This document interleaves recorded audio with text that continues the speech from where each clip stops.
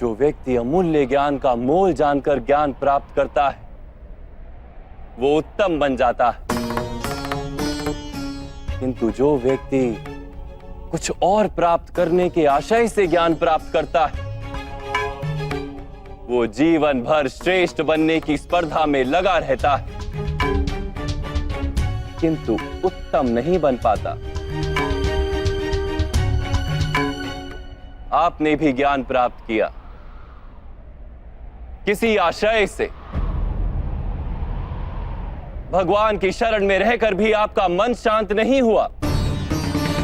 आप प्रतियोगिता करते रहे कहीं दूर बैठे अर्जुन के साथ।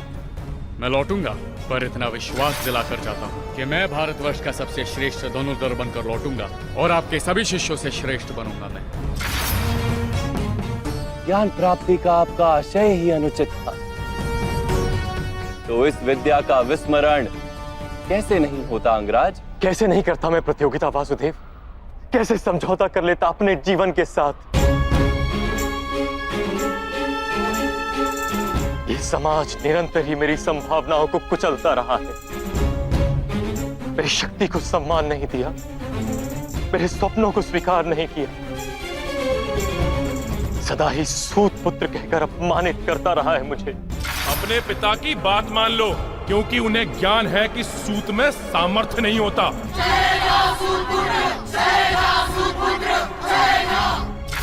ईश्वर की दी हुई संभावना मनुष्य का अधिकार है वासुदेव, और यह समाज किसी को उसके अधिकार से किस प्रकार वंचित कर सकता है? अवश्य ही ये घोर अपराध है राधे, जाति पाति का भेद करना और इन मिथ्या भेदों के आधार पर किसी मनुष्य को या समाज के किसी भाग को अधिकार से, अवसर से, संपत्ति से या सम्मान से वंचित रखना मानवता के विरुद्ध है। तो फिर मेरा क्या दोष है वासुदेव? यदि मेरे मन में असंतोष जन्मा, यदि मैंने प्रतियोगिता की, यदि मैंने बलपूर्वक अपना अधिकार प्राप्त करने का प्रयत्न किया, तो मेरा क्या दोष है वासुदेव? एक समय था अंगराज जब कृतवीर के पुत्र कार्तवीर अर्जुन नाम के एक क्षत्रिय राजा ने महर्षि जमदग्नि की हत्या कर दी। महर्षि के पुत्र ने क्या किया जानते हैं आप?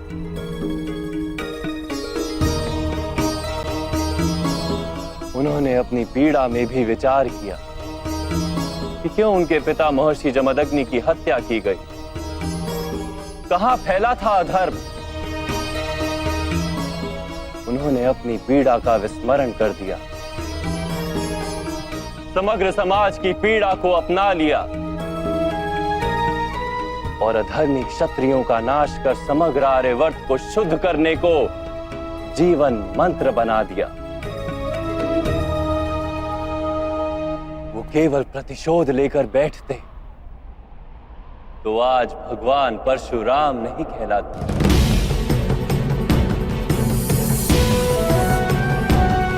हाँ राधे, आपको जो दुख और अपमान मिले वो वास्तविक थे, किंतु आप उन्हें अवसर बना लेते तो समाज का उद्धार होता और आपका कल्याण होता।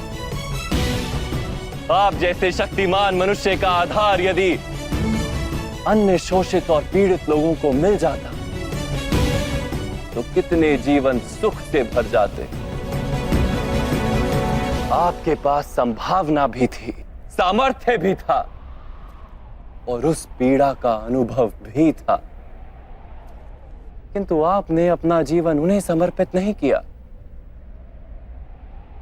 आपने अपना जीवन समर्पित कर दिया दुर्योधन को, जिसके पक्ष में केवल अधर्म था और कुछ नहीं।